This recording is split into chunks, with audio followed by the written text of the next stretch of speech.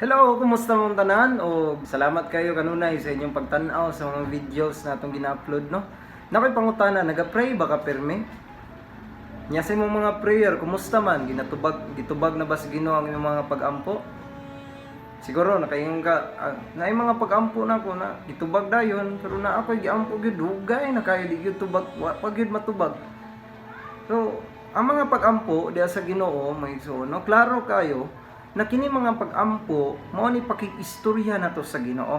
Ang mga pag-ampo not only na mangayo ta kaniya, pero ang mga pag-ampo sab kinahanglan na mudayeg ta niya basin sige na lang tagpangayo kay ang Dios dili biya siya sama sa genie, no, na uy unsa imong wish mao dayon mahatag.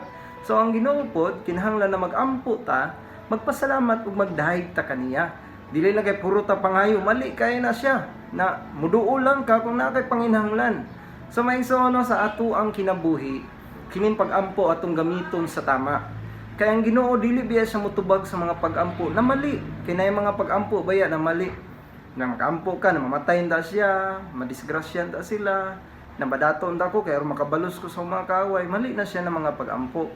Ang pag-ampo na tama mao na makadayeg ta sa Ginoo, makapahimuot ta kaniya. Sa dihang na ako pag-ampo, kinahanglan imong buhaton usab magpaabot kay dili man pud ng pag-ampo na matubag dayon karon diha dayon matubag, magpaabot pa ka og pila ka higayon. So kinahanglan gayod na ang atong pag-ampo usab natay pagtuo, natuuhan nato na madawat nato, dili kay ay dili man siguro madawat, siguro di ni mahitabo, dapat mag-ampo ta, maninguha gayud ta na aduna tay pagtuo. Kaysa diha bitaw usa ka babae nga dugay na panahon nagbalatian siya, nagtalinugo siya, sa dihang naninguha siya na makahawid lang ko sa sisidlan ni Ginoong Hesukristo, maayo gyud ko sa akong balatian. Ingana no, nasa atong kinabuhi sa dihang maninguha lang gyud ta na nagatuo gyud ko na maayo ko.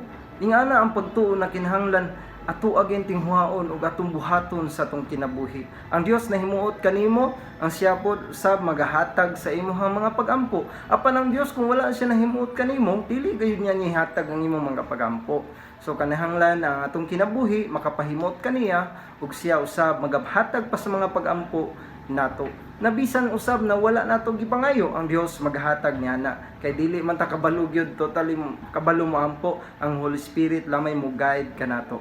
So salamat kay ning kahaponon hinaot na naka-remind sa tuwa ng pag-ampo dili lang pagpangayo. Apan usab kinahanglan nakabaluta mo dayeg pasalamat kaniya nga nagbuhat kanato.